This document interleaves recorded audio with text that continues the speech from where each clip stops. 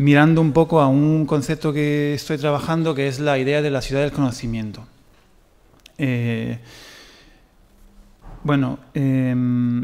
Digamos que este trabajo, para empezar, quiere promover una idea de... Bueno, todos habéis oído alguna vez hablar de Smart City. Es como antes se hablaba de la sociedad sostenible y ahora se habla de Smart City, ¿no? Cada 10 años hay que inventarse un para ser innovador y para, desafortunadamente también, para algunos casos, para vender cierto tipo de servicios y productos. Entonces ahora en el momento estamos en el Smart City. Entonces el concepto de Smart City puede esconder y tener, según como lo entendamos, cosas positivas, pero vamos a centrarnos en las negativas, así ya veremos cómo podemos mejorar todo esto. Para mí la negativa es que propone una idea un poco de los ciudadanos como usuarios. Esta idea de que en el fondo los espacios públicos, sobre lo que ya ha hablado muy bien Diego, ¿no? Ya habéis visto, ¿no? El problema que tiene y tal, no vamos a entrar un poco otra vez en eso, pero el tema, por ejemplo, de por qué, esto también es una visión un poco mía personal, por qué dejamos los espacios públicos y nos vamos a los centros comerciales, ocurre porque en el fondo utilizamos los espacios públicos como centros comerciales y los centros comerciales son más eficientes. Es decir, nosotros no usamos el espacio público como un espacio donde nosotros creamos algo, donde nosotros aportamos algo, sino que también los espacios públicos los usamos solo como consumidores. Entonces, si los estamos usando solo consumidores, hay espacios mejor diseñados, mejor estudiados, sobre todo por el tema económico, para hacer eso, ¿no? Entonces, para mí, para evitar eso, lo que hacer es volver a pensar en los espacios públicos y en las comunidades que usan esos espacios públicos de una forma diferente, ¿no? Entonces, el playground que hemos visto antes me parece el ejemplo perfecto para eso, ¿no? Los niños no solamente usan ese espacio, sino que crean un nuevo espacio de relación aprovechando algunas tecnologías. En fin, entonces... para entendernos, cuando nosotros utilizamos solo un servicio, y en eso incluye los espacios públicos, para mí estamos solo usuarios, ¿no? No estamos habitando un espacio, sino que lo estamos usando, ¿no? En el momento en que nosotros transformamos un espacio, lo hacemos nuestro, es cuando yo entiendo que lo estamos habitando. Como no estamos haciendo eso, pues somos ciudadanos usuarios. Y desafortunadamente la idea de Smart City que se nos está un poco vendiendo insiste en ese tipo de concepto. Otra cosa que no me gusta de la idea que un poco por ahí es la centralización. Es un poco la idea de que vamos a reunir todos los datos, vamos a concentrarlo todo para que al final sea todo mucho más eficiente, ¿no? Es la idea un poco de la ciudad eficientista, donde vamos a consumir menos energía, donde para que todo funcione mejor necesitamos a unos técnicos súper preparados para pensar, diseñar y mantener tecnologías súper punteras y súper complejas y súper cosas, pero que nos permiten luego vivir en unos espacios mucho más usable, mucho más eficiente, etcétera, ¿no?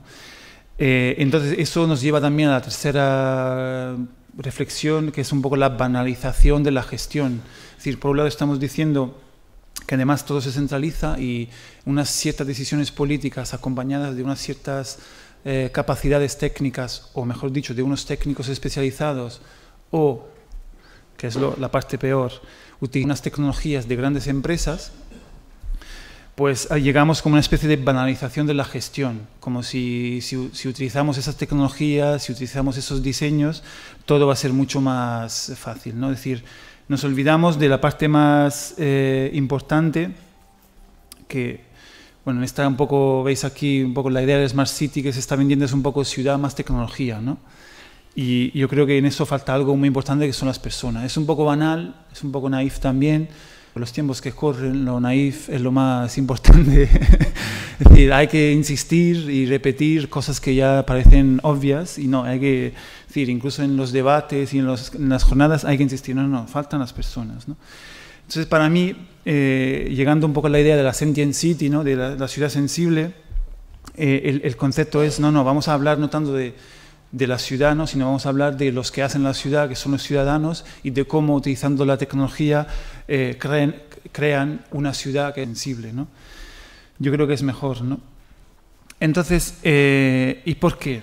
¿Por qué esto, no? Porque aquí entramos también en un análisis un poco teórico, pero bueno, os he adelantado un poco, os he avisado antes, pero no tanto. Yo creo que sí que es digamos, algo que es útil tener en cuenta, ¿no? Pues de alguna manera nosotros hemos tenido como educación heredado como imaginario colectivo una idea de espacios que vivimos, de la sociedad en la que crecemos, un poco la apología de la elección, ¿no? de la libertad de elección, ¿no? Es decir, un poco el sueño americano justo ha girado mucho alrededor de eso, ¿no? Es decir, entrar en un supermercado y ver, ¿no? Esa también es una retórica que se usa ahora mucho en el cine, ¿no? De explicar Estados Unidos de los años 50, de poder ver ya en esa época supermercados en el que el consumidor podía elegir grandes digamos, tipologías del mismo producto, ¿no? Marcas diferentes, etc. En realidad, esa idea ha llegado hasta lo más profundo de nuestra manera de relacionarnos con los espacios y con las personas. Y mi generación, y vosotros, lo siento, también lo vais a vivir, vivimos una especie de trauma porque se ha acabado el tiempo de la elección. Y ahora voy a explicar el porqué.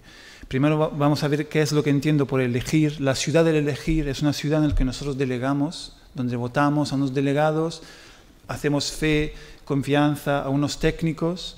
Es una ciudad en la que nosotros entendemos que lo que hay que conseguir es la especialización, donde cualquier tipo de acción, cualquier tipo de gestión tiene que pasar por unos agentes especializados. Al ser especializados son los que pueden hacer lo mejor, ¿no? Es decir, esa es un poco esta idea también que hemos heredado de que la sociedad va a ir cada vez a más, cada vez a mejor. El desarrollismo, ¿no? La idea del progreso está basada en que si todos nos especializamos en algo muy concreto, la suma de esas especializaciones nos da un mundo mejor. Y hemos visto que no es así. Afortunadamente nos empezamos a dar cuenta, ¿no?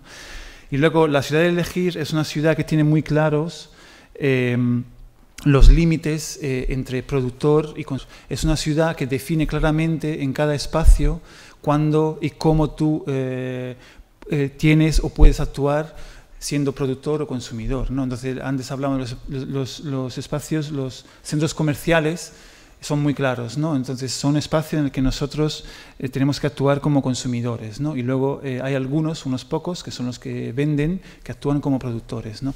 Pero sin darnos cuenta, eso ocurre en cualquier tipo de espacio. Es decir, incluso en el espacio público, lo único que se nos con los ejemplos de no poder jugar, etcétera, es que nosotros utilicemos esos espacios como consumidores. No podemos ser productores de esos espacios, no los podemos transformar. Necesitamos unas autorizaciones, etcétera, ¿no?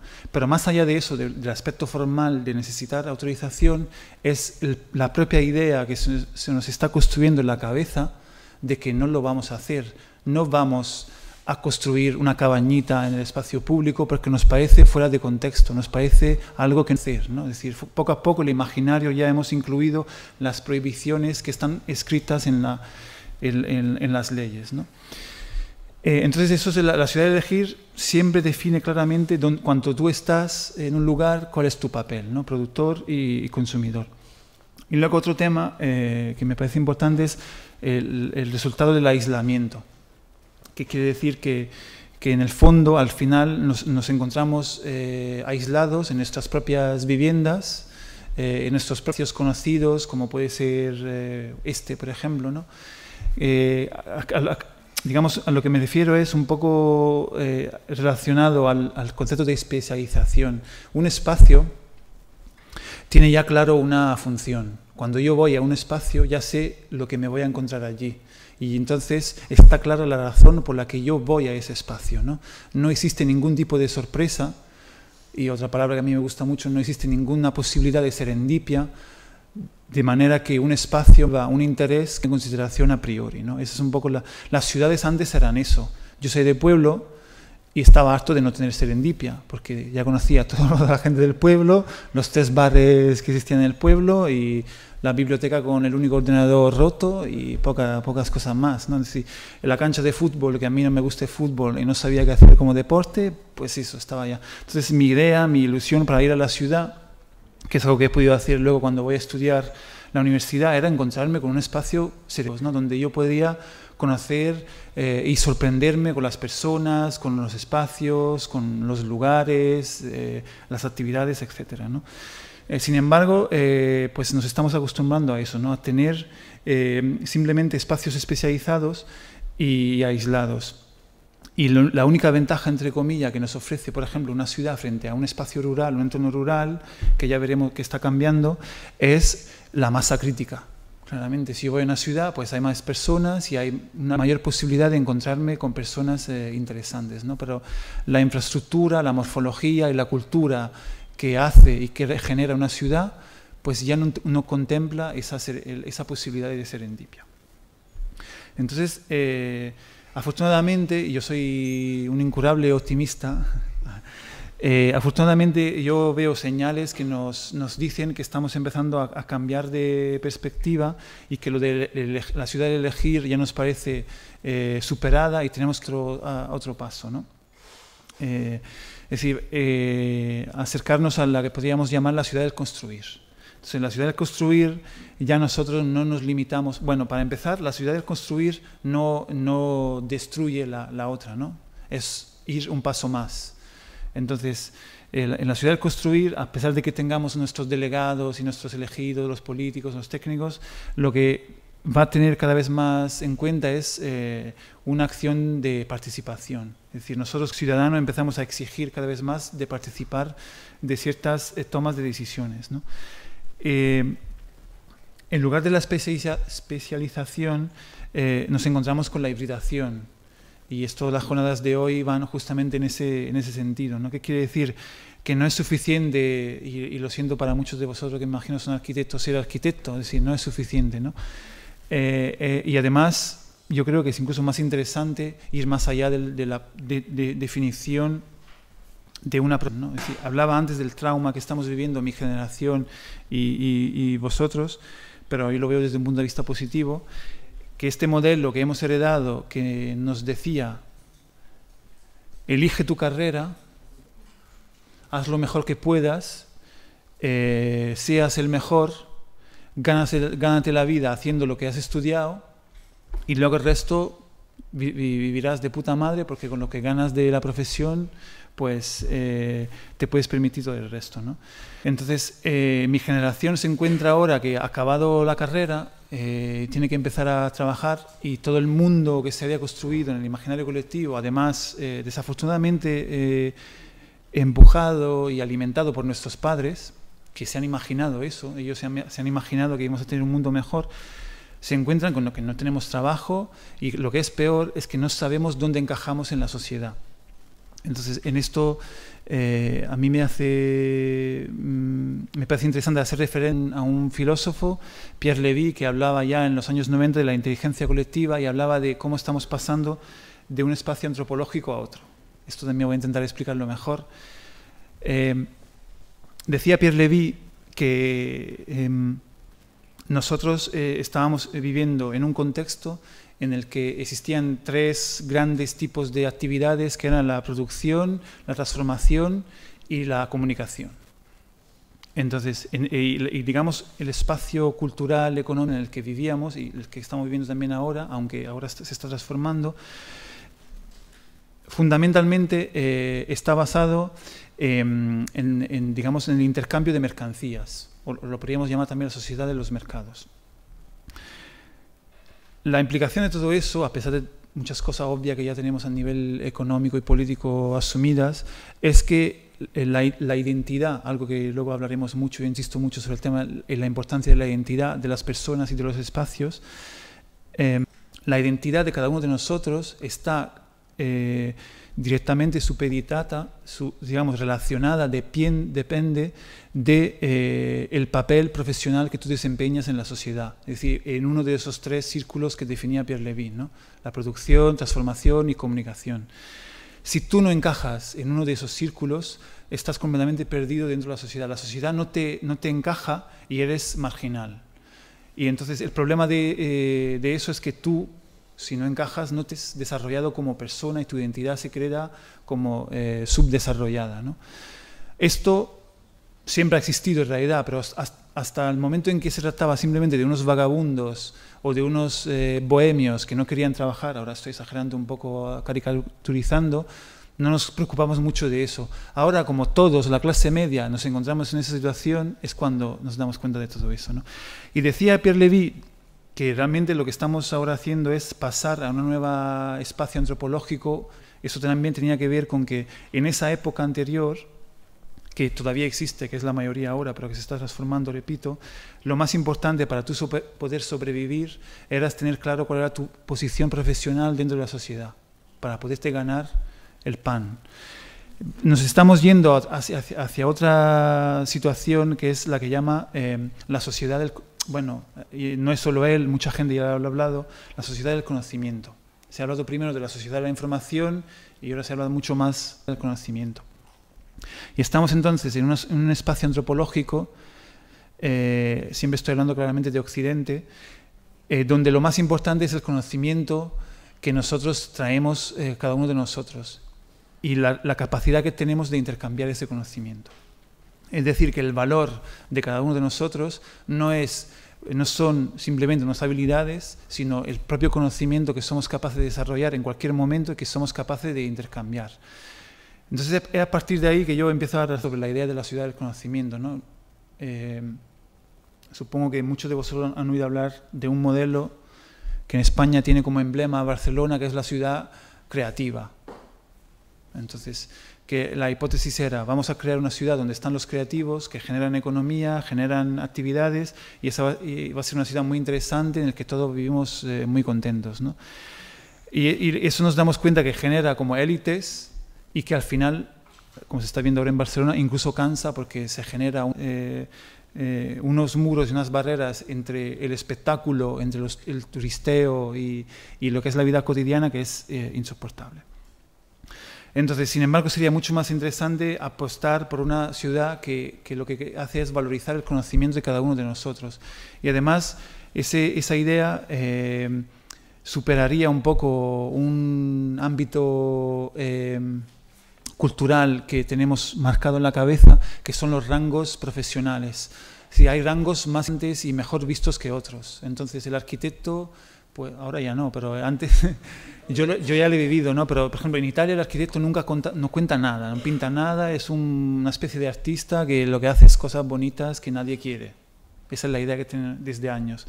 Cuando yo he llegado a España, pues veía que el arquitecto tenía como una especie de posición, ¿no? Es como muy parecida a la que en Italia solo tienen los ingenieros. Y aquí, no. Bueno, ahora ya no, porque no tienen trabajo, pero es que en algunos casos se les culpa de ciertas cosas que han pasado en España. Yo estoy bastante de acuerdo, hay cierta corresponsabilidad, pero no es solo culpa de los arquitectos. Entonces, bueno, para entendernos, y esa ciudad sería la ciudad del construir, es decir, tenemos que utilizar ese conocimiento para entender que no solamente nosotros nos tenemos que especializar en una profesión, sino que cualquier tipo de conocimiento aporta mucho, ¿no? Y entonces, en lugar de la dicotomía entre productor y consumidor, en esta ciudad ya damos por asumido que somos todos prosumidores. Eso es muy importante, porque... y esto también tiene mucho que ver con lo que estamos hablando aquí en estas jornadas, porque es algo que en el espacio digital ya lo hemos comprobado. Sí, en el espacio digital ya la mayoría somos prosumidores, ¿no? En cuanto hemos subido una foto en Internet, ya nos hemos transformado en prosumidores. El prosumidor, consumer en inglés, es aquella persona que produce y consume al mismo tiempo en un determinado contexto, ¿no? Entonces, en el contexto de YouTube, nosotros estamos consumiendo aquella producción que nos pertenece a nosotros mismos, ¿no? Que estamos alimentando a nosotros mismos. Es otro tipo de media, no es una televisión, es diferente, ¿no? Entonces, esa que para mí es más bien una actitud, yo veo claro que se puede trasladar al espacio presencial. ¿Por qué? Porque en el espacio digital ha ocurrido ya otra cosa que muchos ya sospechábamos que era posible, pero que no acababa de cuajar, que es la importancia de la colaboración. Es decir, yo creo que muchos siempre pensábamos que en lugar de competir era más interesante colaborar. Justamente Pierre Levy ya lo comentaba con el tema de la inteligencia colectiva, ¿no? Es decir, si en el mundo estamos todos investigando sobre lo mismo y estamos intentando llegar primeros a la Luna, es mucho más interesante si nos juntamos y llegamos de una manera más sana y más sostenible y más inteligente a la Luna juntos, ¿no?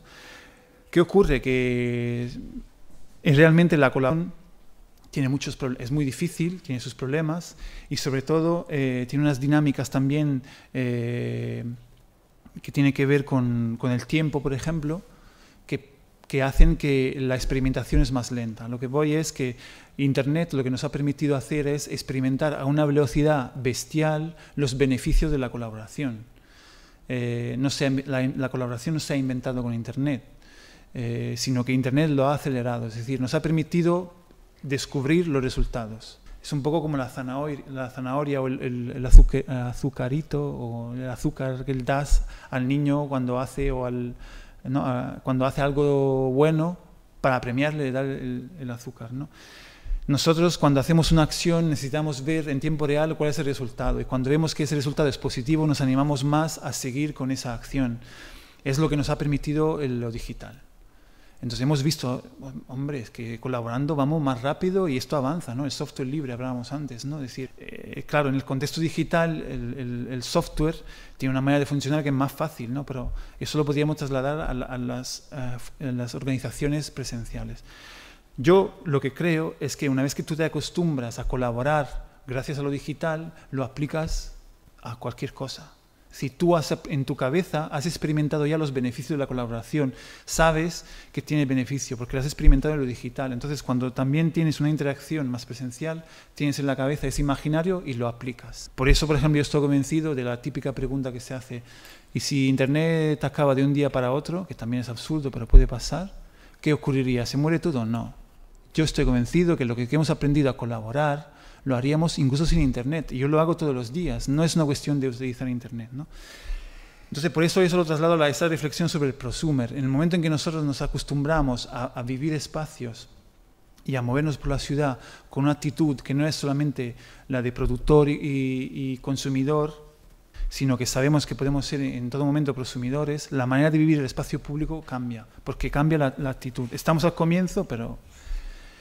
Entonces, lo que comento aquí también, en lugar del aislamiento, lo que yo veo que tiene esa ciudad es promueve la inteligencia colectiva, ¿no? ¿Qué quiere decir? Que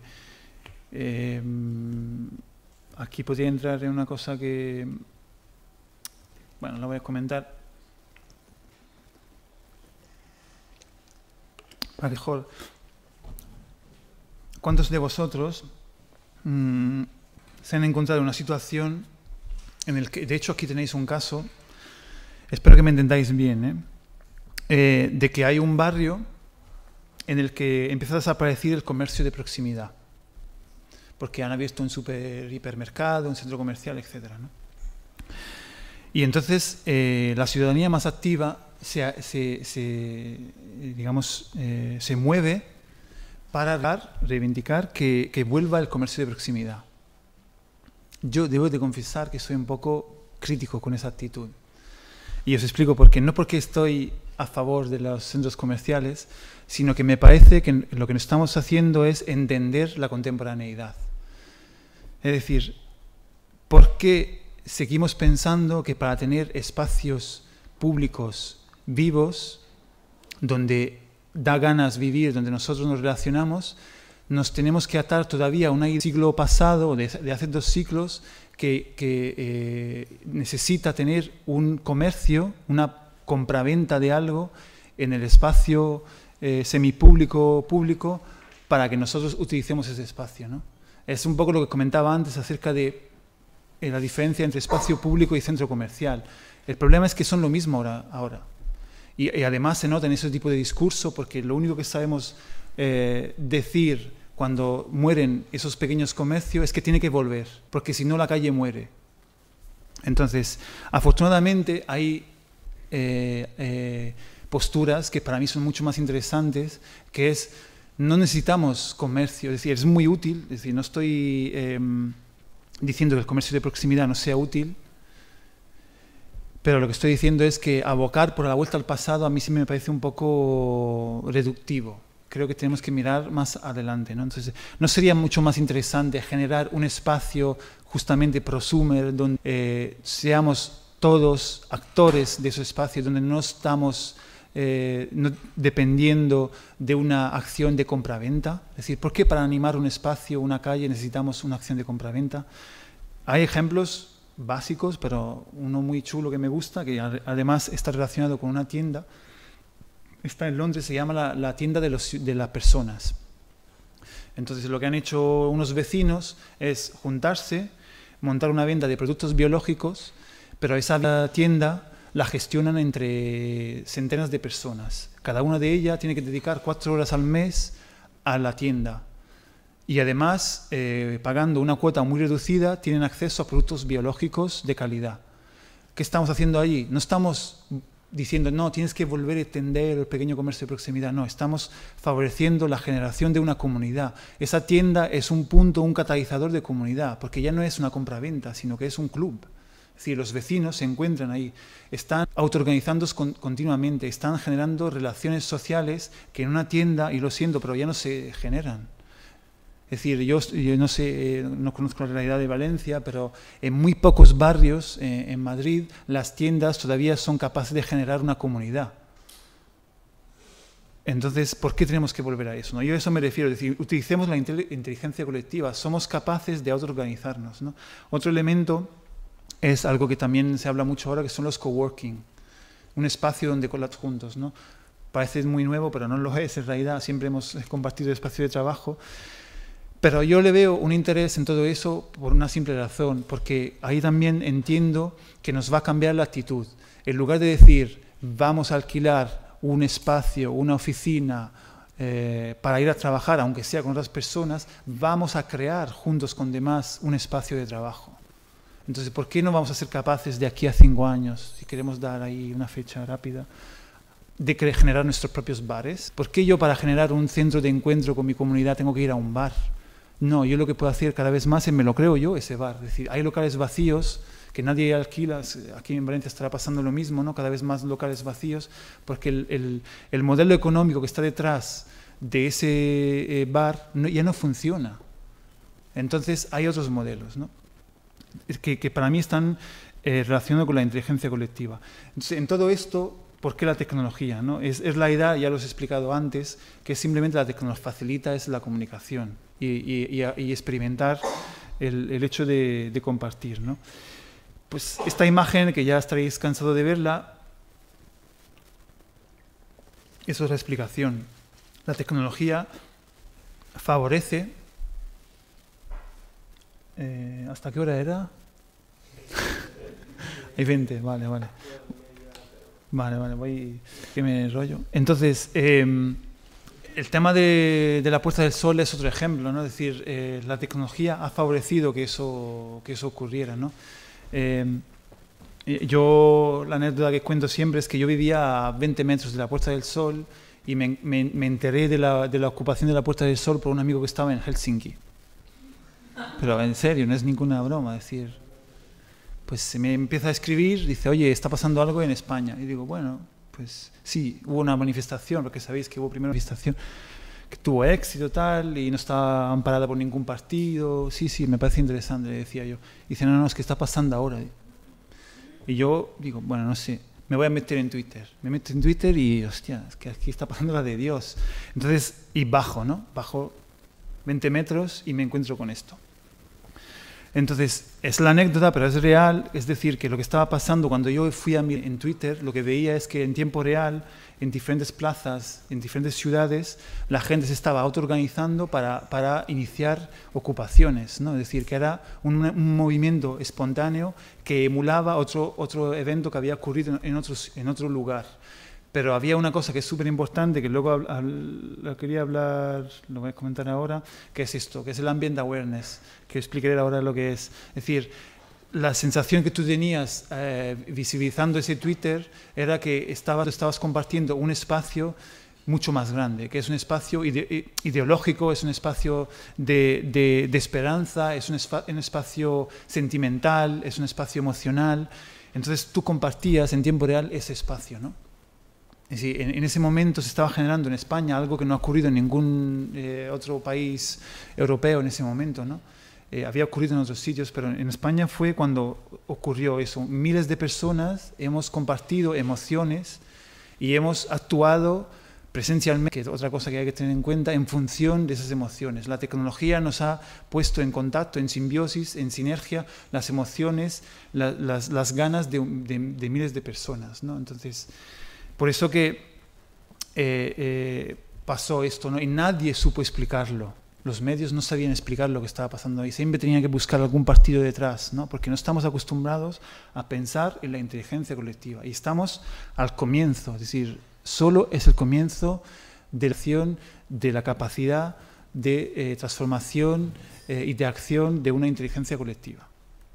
Entonces, en todo eso, y como estamos hablando también de ciudad, etcétera, siempre para mí es súper importante no irse demasiado de las ramas, como veis que a mí yo tiendo en eso, y volver un poco a la cosa básica. Vamos a hablar de lo cotidiano, que es realmente pensar de qué manera yo vivo el día a día y cómo uso la ciudad, ¿no? Entonces, en eso, algo por alto, en muchos casos para mí, es lo que llamo la dimensión local.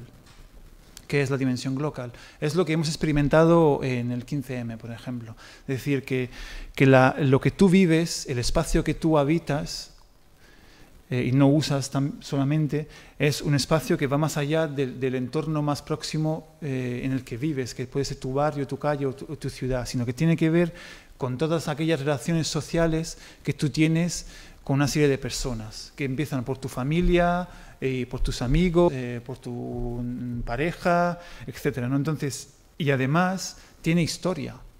Es decir, que yo, os hacía el ejemplo, yo soy de un pueblo de Italia, está como a 200 kilómetros de Roma, pues me he ido a vivir a Roma, luego me he ido a vivir a otra ciudad, luego me he ido a Madrid. Entonces, en esa historia, mis relaciones sociales se transforman, pero en muchos casos, afortunadamente, no mueren.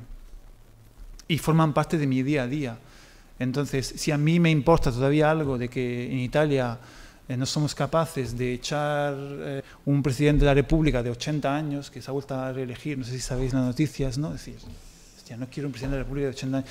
¿Pero por qué? Porque tengo todavía mis padres y mis amigos en Italia que me hablan de esas cosas, si no ya, pues estaría, bueno, no me contad de eso, que en España tenemos otros problemas, ¿no? Entonces, pero eso forma parte de mi vivencia, ¿no? Esas emociones forman parte de lo que yo vivo día a día.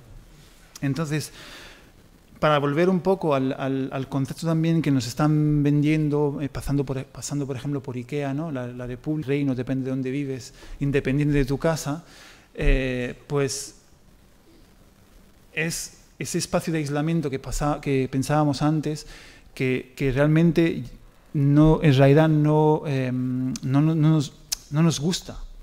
Es decir, y cuando se nos vende un imaginario colectivo de la vivienda y de la ciudad, realmente se nos olvida que nuestras relaciones trascienden esos espacios.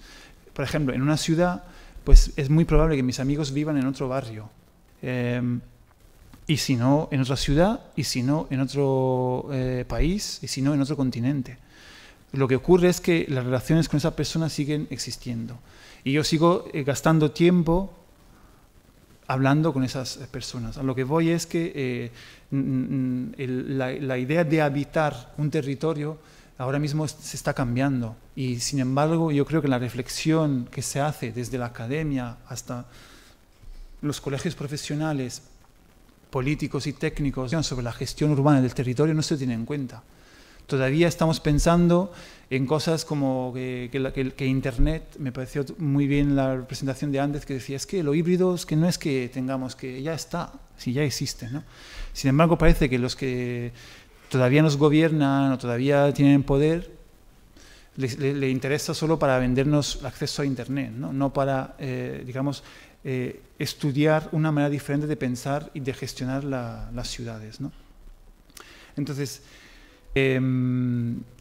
esto realmente tiene muchas, digamos que tiene muchas repercusiones, ahora para acercarnos también un poco más a los espacios sensibles, que es una posición del ciudadano dentro de los espacios diferentes.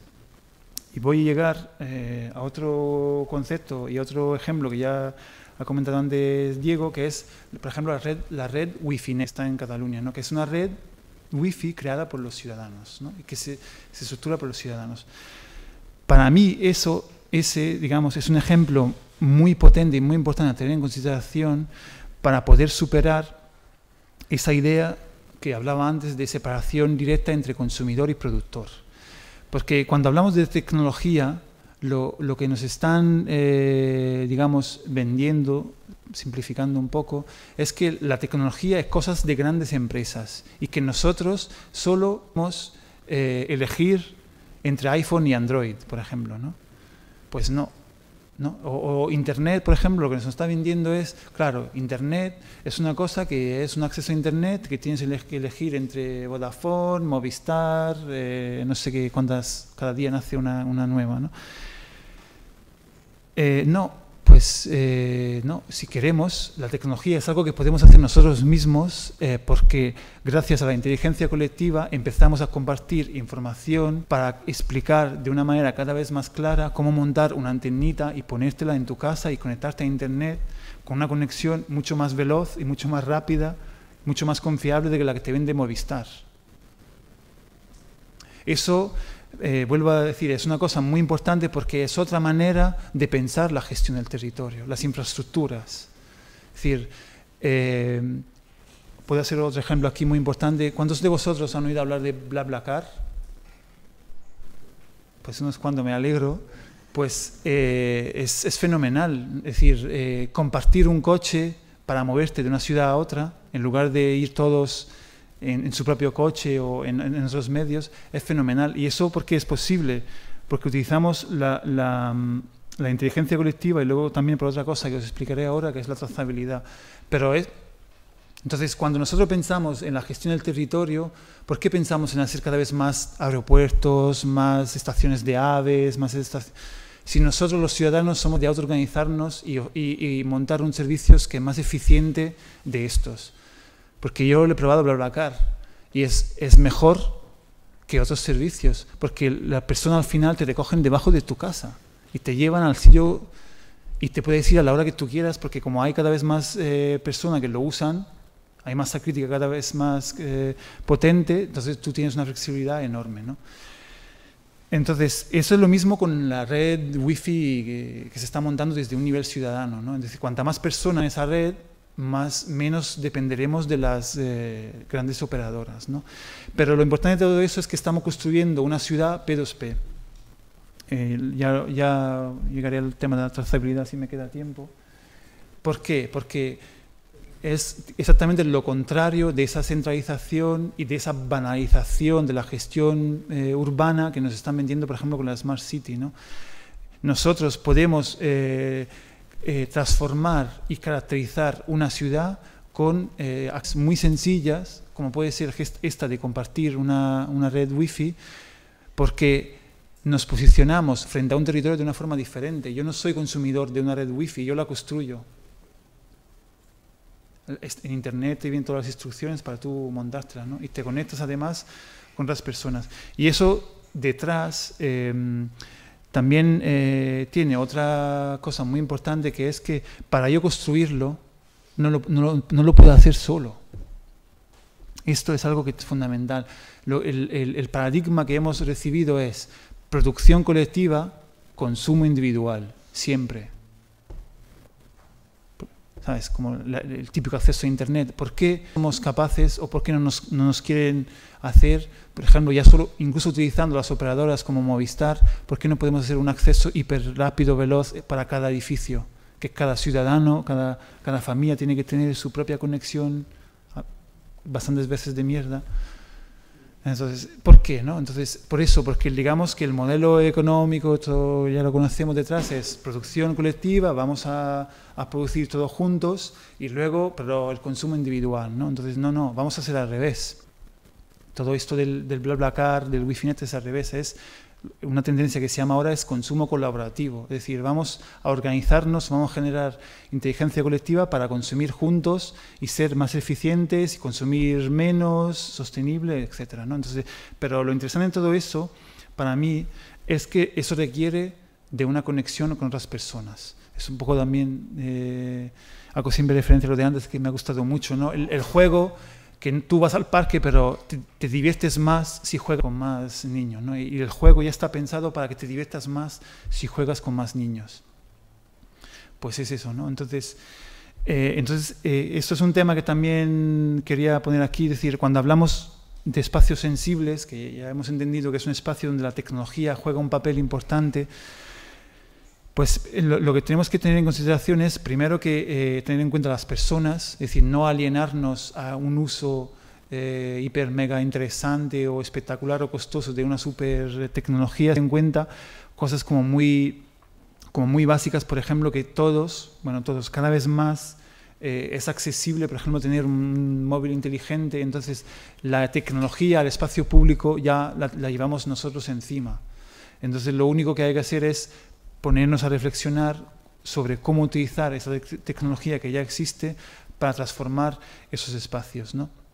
Básicamente, la idea es cómo podemos transformar un espacio público para que deje de ser simplemente un consumo y se vuelva un espacio de relación y de producción o co-creación real, ¿no? Es decir, por ejemplo, otro elemento interesante que se está dando ahora son los grupos de consumo. Los vecinos se ponen de acuerdo para comprar, por ejemplo, directamente a un campesino o a un agricultor algunos productos, y a través de esa organización tú consigues productos de calidad a un precio más bajo. ¿Qué tiene que ofrecer a cambio? Que requiere trabajo. Tienes que hacer reuniones, tienes que quedar en un sitio para recoger las mercancías, etcétera, ¿no? Entonces, como hemos visto antes, los espacios públicos están pensados para estar vacíos, ¿no? Y no te ponen ninguna facilidad para que la gente se pueda reunir. Entonces, empezar a pensar en otro tipo de espacio público que no sea solo el consumo te da como una visión mucho más aumentada, ¿no? Si queremos utilizar también un poco esa terminología, porque si nosotros no queremos donde alguien se pueda dormir, es porque como bien decía Diego, da mala imagen, pero esa mala imagen existe porque ahí no está ocurriendo otra cosa. Entonces, supongo que algunos de vosotros conocerán Francesco Tonucci, que es una persona que trabajó mucho sobre la ciudad de los niños. Entonces, y hay estudios en el que él trabajó también, que es que un espacio público donde hay niños es un espacio mucho más seguro y mucho más vivo donde no hay niños. Y él hizo experimentos que eran hacer recorridos para que los padres lleven se turnaran para llevar como en fila indiana los niños al cole. Y entonces se ha estudiado que en el recorrido donde pasaban esos niños había una percepción de seguridad mayor de otras calles donde no pasaban los niños, ¿no? Entonces, a lo que voy es que en muchos casos es lo típico que pasa, por ejemplo, también muchas veces en la medicina, ¿no? Se intenta paliar o eliminar la síntoma, ¿no? Pero no curar. Entonces, el hecho de que te moleste que hay alguien ahí durmiendo está, para mí, porque ahí no pasa nada en ese espacio. Entonces lo quiere como un espacio bonito, que te da la sensación de que todo está bien, en orden, limpio, y ya está, ¿no? Entonces, el hecho de que no te quieran... el problema está justamente a monte, cuando no te quieren hacer jugar, no te quieren hacer encontrar, etcétera, ¿no? ¿Por qué? Porque en realidad un espacio donde ocurren cosas es mucho más difícil de gestionar. Entonces, y aquí vuelvo un poco a la actitud 2.0 y otra cosa que tenía por aquí, que es la corresponsabilidad, que es que a nivel de gestión urbana, y para mí un espacio sensible es eso, es un espacio que es creado por los propios usuarios. Es decir, no puede ser un espacio al uso, no puede ser yo instalo tecnología y esa se queda ahí, ¿no? La pregunta también de antes iba por ahí. No, tiene que ser un espacio que es transformado continuamente por las propias personas que lo usan. Y entonces ellos se hacen responsables de ese propio espacio, que es lo que ahora mismo es impensable a nivel político de gestión urbana, pensar que los propios ciudadanos se hagan responsables de una plaza, es impensable, ¿no? Siempre se piensa como que la participación ciudadana es militar, es reivindicación. Y para mí, la gran revolución que está pasando en España es que eso ya se ha superado. Es decir, el 15M es eso, ¿no? Muchos dan por muerto el 15M, no se han dado cuenta que lo que ha pasado es que el chip ha empezado a cambiar. No hemos dejado de reivindicar, hemos empezado a construir. Antes hablaba de la diferencia entre elegir y construir. Hemos empezado a construir y ya nos parece normal utilizar una plaza para reunirnos. Es normal. Yo cuando estaba en Madrid, y sigue existiendo, la intensidad, digamos, ahora mismo es menos, para usar una palabra, pornográfico, ¿no? Es decir, en Madrid es menos pornográfico porque no ves esa cantidad. En los primeros días, en cada plaza del centro había una asamblea, ¿no? Entonces era realmente pornográfico. Si tú te pasabas de una asamblea a otra y flipabas de las cosas que se estaban hablando. Eso sigue existiendo, pero es más una transformación cultural, es decir, la actitud ciudadana empieza a cambiar. Y eso es súper importante. Lo que antes llamábamos reivindicación, contracultura, antisistema, ahora se está transformando, y para mí eso no puede ser que es positivo, en una cultura emergente, es decir, una manera diferente de hacer las cosas que entendemos que es normal, lo que pasa que de momento es minoritaria. Y tiene que ver con esto, con ser corresponsables de las cosas que hacemos, ¿no? Y tener esa actitud P2P, es decir, que requiere una relación constante, intercambio de información, etcétera, entre todos, ¿no? Bueno, realmente ya me... ¿Sí? Es hasta menos 20 incluyendo preguntas. O sea, Vale, así a menos 20 nos tenemos que pirar. con 5 minutos de preguntas y da tiempo. Vale. Entonces, pues, a ver con lo que me queda... Una cosa importante en todo esto del espacio sensible es un poco la manera que tenemos de volver a construir identidad local. Este es otro tema. Antes os hablaba del ejemplo de Barcelona y del modelo de las ciudades creativas. En los últimos años, de hecho, bueno, en España cada vez más se habla de la marca. Es increíble, ¿no? La marca España, la marca Madrid, la marca Barcelona, ¿no? Entonces, los ciudadanos somos, en este caso, productores, si lo queremos ver de una manera más positiva, si no somos como, ¿cómo se dice en español? Somos como figurantes, se dice, como personitas, personajes de un escenario que está construido por arriba, ¿no? De manera que el turista inglés que llega a Barcelona pues tiene una serie de personitas ahí que son así como más alegres, que tienen el sol y tal, y entonces el turista inglés se puede divertir, vivir ese fin de semana a saco, sin, a lo mejor ha alquilado un cuarto pero ni va a dormir. Pues se pasa ahí 24 horas de fiesta y luego vuelve con Ryanair a 10 pounds directamente al curro, ¿no? Entonces, pues, y de hecho, yo tengo un poco la sensación de que de hecho ha colado eso un poco en Barcelona, porque Barcelona tiene una cosa positiva, que es que hay mucha cultura de ciudad. Es decir, el que vive en Barcelona, pues tiene una cultura de qué es la ciudad, que es importante, que nosotros en otros sitios no tenemos. Y es una cosa en el que, por ejemplo, en España falla mucho. En Italia hay algo, en Francia, por ejemplo, está súper desarrollado, ¿no? Es decir, la idea de ciudad, es decir, hay una educación sobre la ciudad muy fuerte, ¿no? En Barcelona lo tiene. Desafortunadamente se ha usado contra ellos, es decir, han tenido, ¿no?, esa cultura de la ciudad, han entendido el rollo de la ciudad creativa y se ha transformado en lo que se ha transformado, ¿no? Entonces, lo que quiero decir con eso es que se ha generado una idea de que desde arriba, cuando digo desde arriba me refiero a las grandes empresas, a los políticos, etcétera, se ha construido una idea, una marca, y entonces se ha vendido, ¿no? Y nosotros los ciudadanos lo único que hemos podido hacer es elegir. Más o menos, a veces ni eso, pero en principio hemos elegido, porque luego además los partidos se han unificado y tienen toda la misma idea de que es una ciudad, es votar de un lado u otro al final.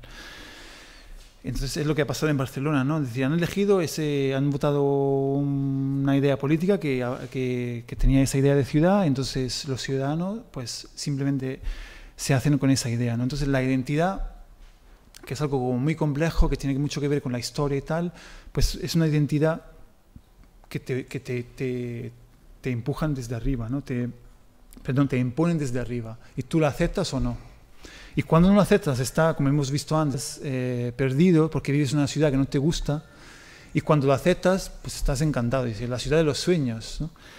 Entonces, la idea de un espacio sensible para mí va justamente en la posibilidad de volver a ser nosotros creadores de nuestra propia identidad local. Y lo relacionaba un poco con la idea de la dimensión local. Es decir, nosotros, ahora mismo, cuando vamos a construir una identidad local, no nos podemos olvidar que estamos conectados con otras personas en otras partes del mundo, ¿no? Entonces, eso es que para mí es posible construir una identidad local que tenga relación con cosas que ocurren en otros lugares, pero con un matiz muy importante, que es no sumarse a una idea global de lo que es la ciudad.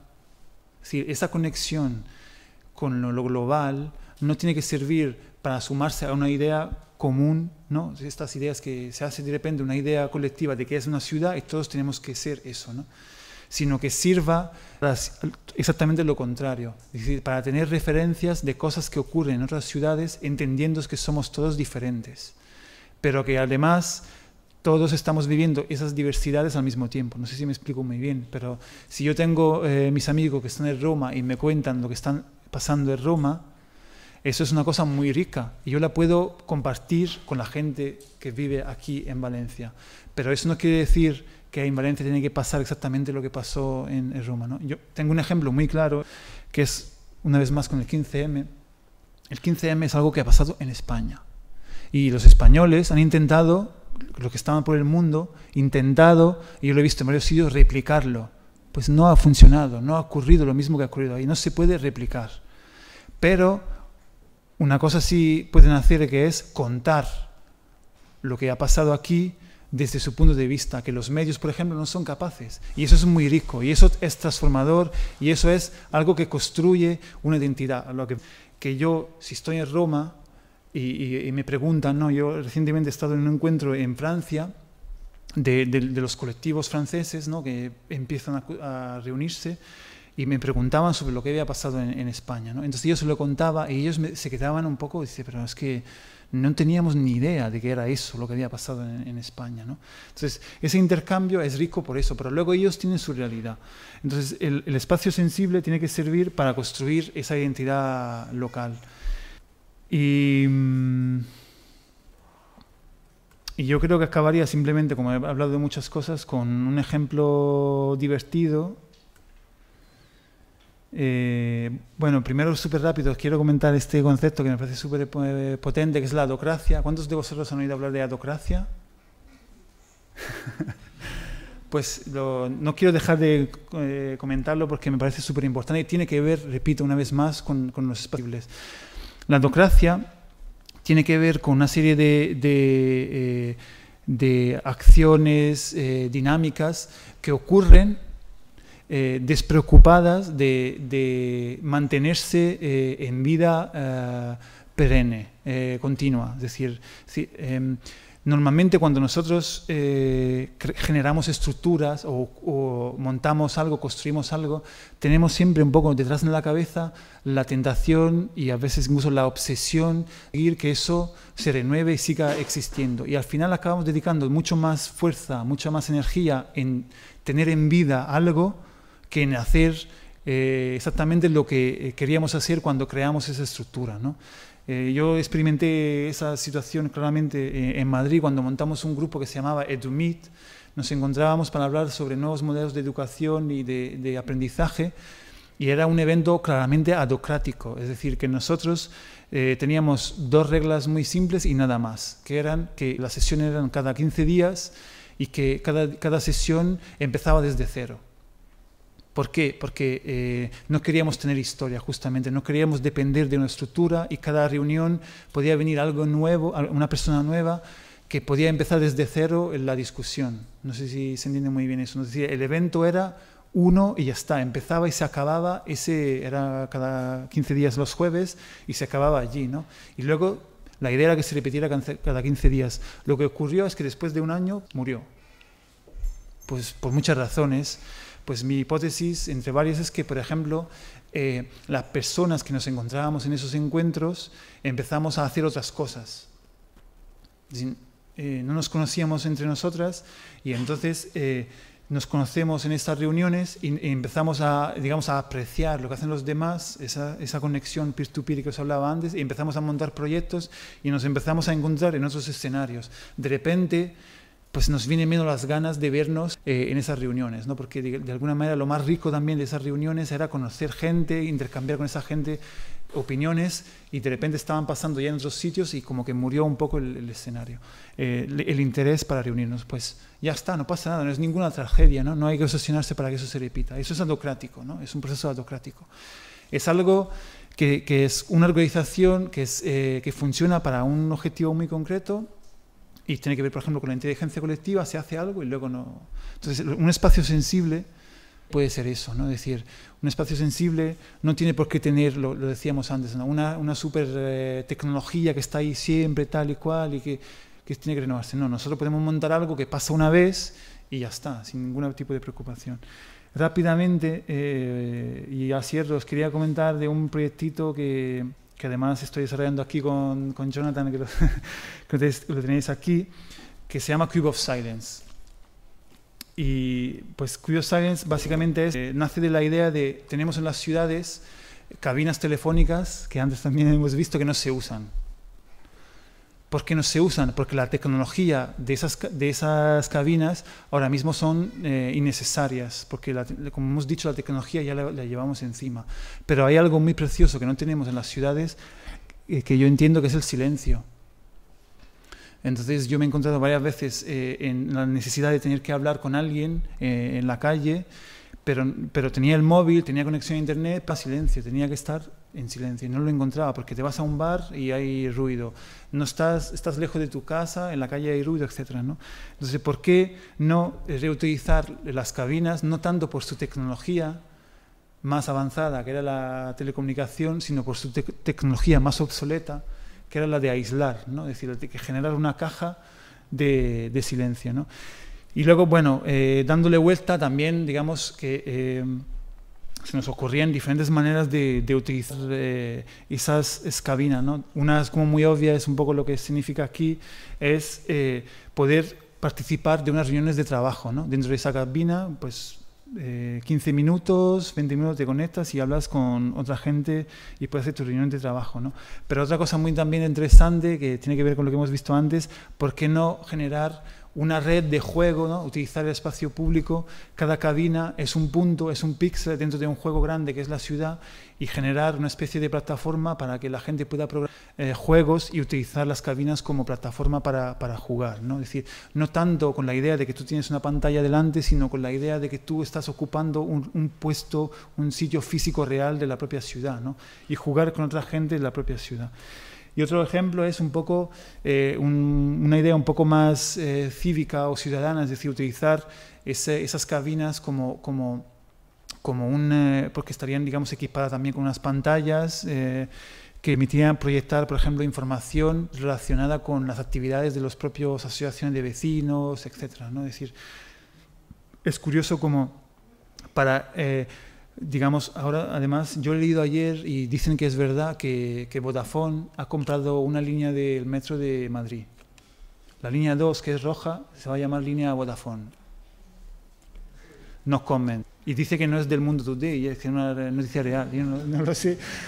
En fin, entonces, ¿por qué, no? ¿Por qué las marcas se pueden apropiar y pueden aprovecharse de la información que se produce en el espacio público, el capital simbólico también que tiene un espacio público, y por qué no podemos hacerlo los ciudadanos, ¿no? ¿Por qué no podemos generar, digamos, pantallas, producción de información que tiene que ver con la actividad que nosotros mismos queremos organizar, ¿no? ¿Por qué no poder utilizar esas cabinas, por ejemplo, para montar pequeños conciertos, tantos vídeos que nosotros mismos hemos subido a YouTube, o organizar asambleas de vecinos con esas tecnologías? Y eso, bueno, os lo quería comentar para dar algunas ideas sobre algunas cosas que estamos trabajando, y aquí tenía un poco, concluiría con dos preguntas, bueno, 3 o 4 preguntas, que es: ¿sabremos renunciar a las tentaciones del modelo eficientista de Smart City por una red de microinnovaciones producidas por los diferentes agentes sociales y económicos?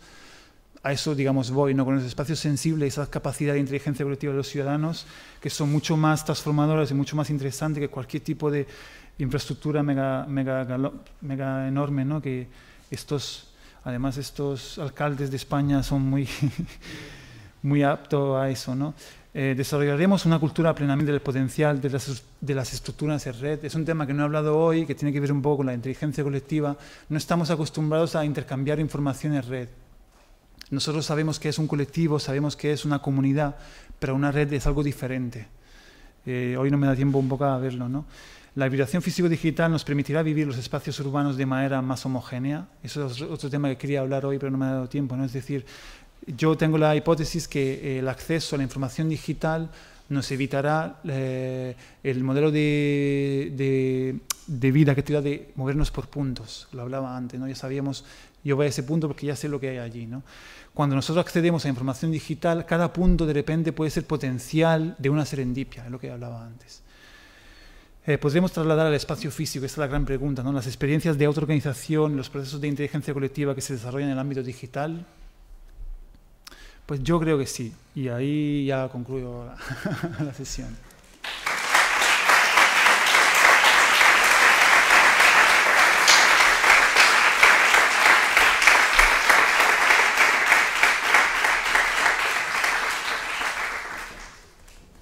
No sé qué hora son. Bueno, me toca hablar a mí de nuevo.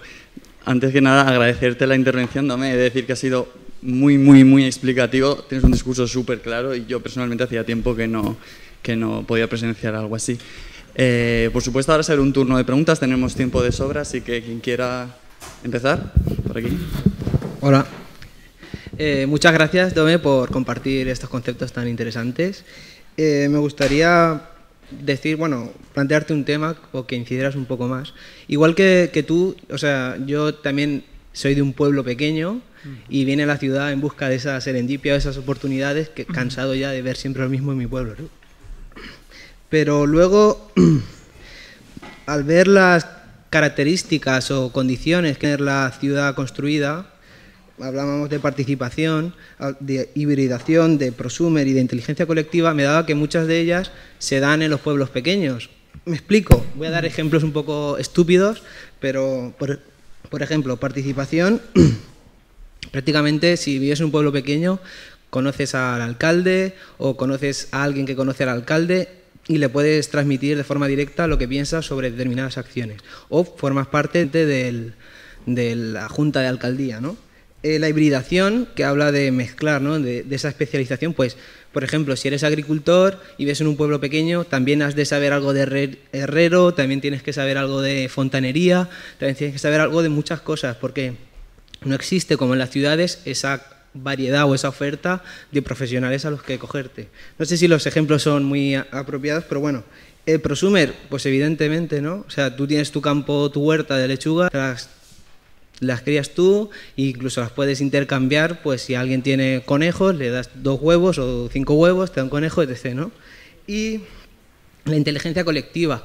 Yo creo que aquí puede haber 2 temas, ¿no? Un tema sería el capital social. En los pueblos pequeños hay mucho capital social. Los niños pueden jugar en la calle sin ningún riesgo porque tú conoces, o sea, todo el pueblo conoce quién son y van a echarle un ojo.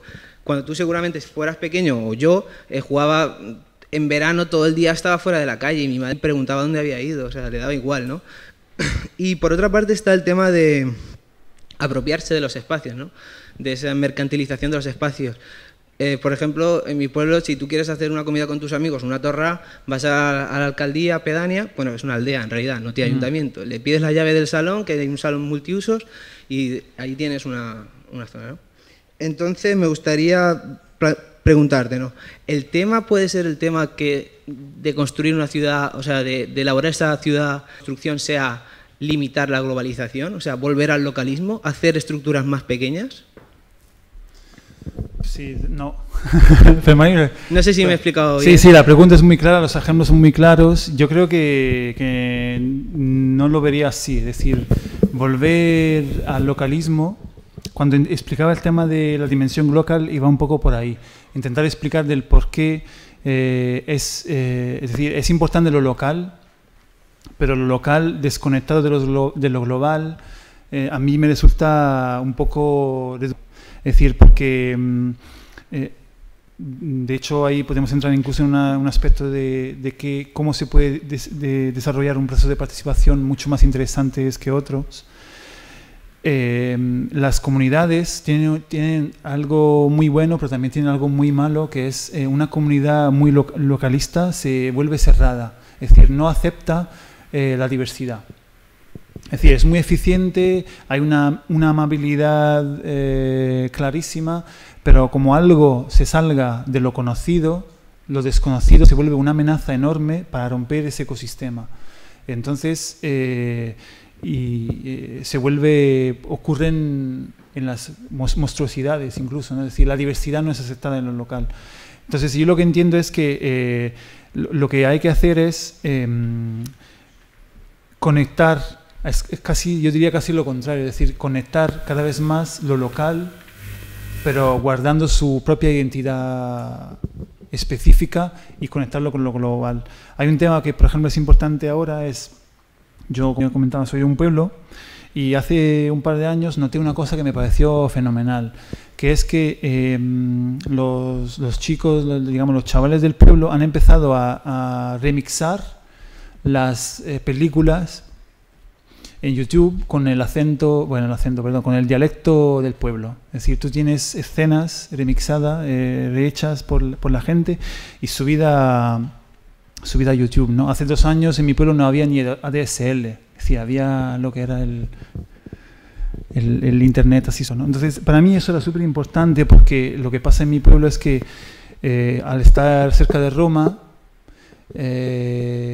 digamos, resumiendo mucho, en el verano sí que viene gente de fuera y luego el invierno no sé. Entonces, ¿qué ocurre? Que siempre tú miras, el espacio rural tiene una anomalía porque la globalidad existe y los medios de comunicación de masa nos la han impuesta. Es decir, que nosotros tenemos un imaginario colectivo que es el que los medios nos dicen. Un problema del espacio rural es que nosotros entendemos que no estamos viviendo la historia, sino que estamos viviendo una vida cualquiera. No nos sentimos parte de la realidad. La realidad ocurre lejos, donde en la televisión, en Roma, no ocurre en mi pueblo, ¿no? Y eso se nota cuando la gente de Roma viene al pueblo, son los que nos traen la verdad, ¿no? Son los que nos traen la historia, lo que está ocurriendo de verdad. Y antes eran los del pueblo, eran los de Roma que nos traían el juguete no sé qué, no sé, una moda o tal, ¿no? Pero de repente ha empezado al revés. Los que vienen de Roma encontraron que los chicos del pueblo estaban siendo mucho más creativos que ellos, porque estaban remezclando unas películas, además utilizando algo típico que era nuestro propio dialecto. Entonces, esos para mí son los tipos de ejemplos que hacen que podemos transformar la realidad y eso debería pasar también en las ciudades. Es decir, que lo que hay que... Yo también siempre me he sorprendido mucho que existe, digamos, una capacidad... Una tontería, ¿no? ¿Por qué no existe? Igual existe. ¿Por qué no existe una moda de Valencia? ¿Vosotros seríais capaces de reconoceros por cómo vestís frente a un madrileño? ¿Sí o no? Eso no pasa, es decir, en realidad pasa. Es decir, hay cosas como muy características que ya sabes, este tipo es de Barcelona, este tipo de Madrid, este tipo de... Pero en realidad en lo general no pasa porque lo que estamos viviendo son imaginarios culturales que realmente son globales. Y entonces yo es lo que entiendo que esa es la amenaza. Es decir, yo eliminaría lo global en ese sentido. Tiene que ser local, es decir, que tiene que ser lo global conectado con lo local.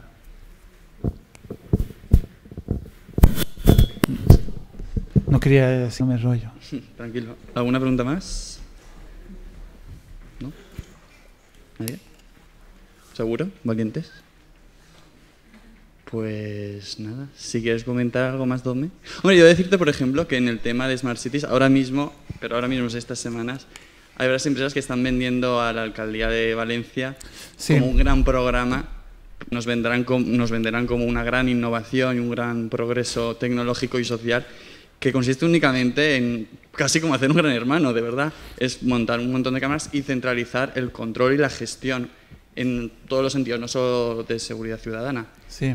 Pero el problema es que a nivel incluso de la propia política local no se va más allá. Como tú dices, se han anclado en un concepto Smart City que se creen que es el último, que no hay nada más allá y que realmente ya casi se está quedando obsoleto. Y solo quería puntualizarlo porque es que como justo lo has comentado, digo, mira, el ejemplo perfecto ahora mismo, pero en nada, en 2 semanas o así seguro que sale alguna noticia en el Levante, en las provincias, en algún periódico local diciéndote pues eso, que lo han vendido, que Valencia va a implantar un gran sistema de gestión más... No sé cómo lo venderán, pero desde luego no es lo que nos estás explicando. Eso pasa por lo que también se ha comentado antes. Yo soy optimista. Yo creo que en 15 años también hay que esperar, porque las cosas van, aunque van rápido, van lentas, que en 15 años estas cosas pasarán menos. Porque el caso, por ejemplo, del no a la guerra, cuando lo de Irak en España, a mí me pareció súper curioso, incluso desde fuera. Cuando pasó eso, yo estaba en París y estaba de Erasmus allí y estaba rodeado de españoles. Entonces, y ellos me contaban, ¿no?, lo que estaba pasando en España, ¿no? Y a mí me parecía increíble. Entendí que lo que estaba pasando era que un pueblo entero estaba rechazando algo que los políticos claramente no escuchaban, ¿no?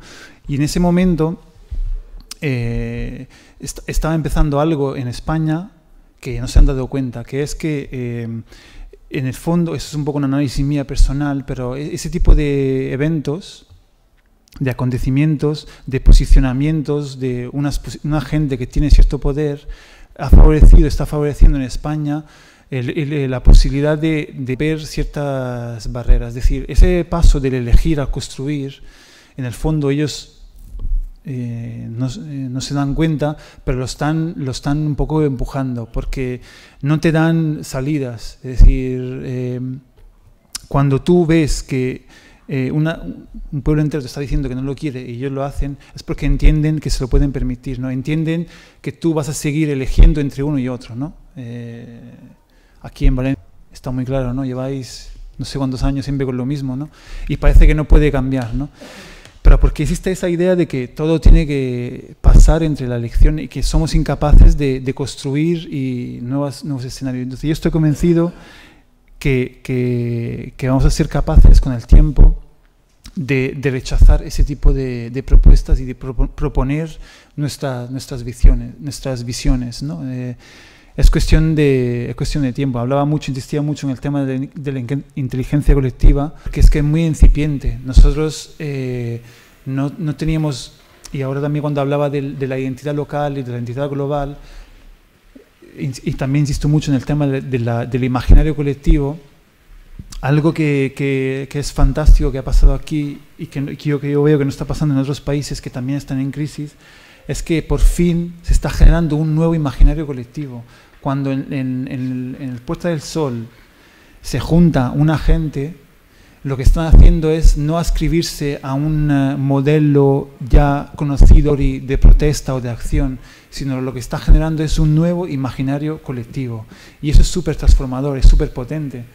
Entonces yo lo que veo es que lo que se está generando por la ignorancia, no sé si desafortunadamente o afortunadamente, de los que ahora mismo gestionan las cosas, es que no nos queda otra que, es decir, nos facilitan esos procesos de construcción, porque en los rangos de elección no encontramos. Entonces, seguramente se irá perpetrando un poco esa situación, por ejemplo, se rompe. Me he salido un poco del tema, pero bueno, era algo que quería comentar.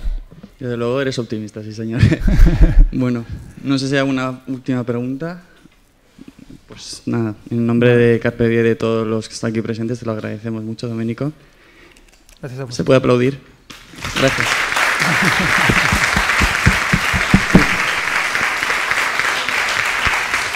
Y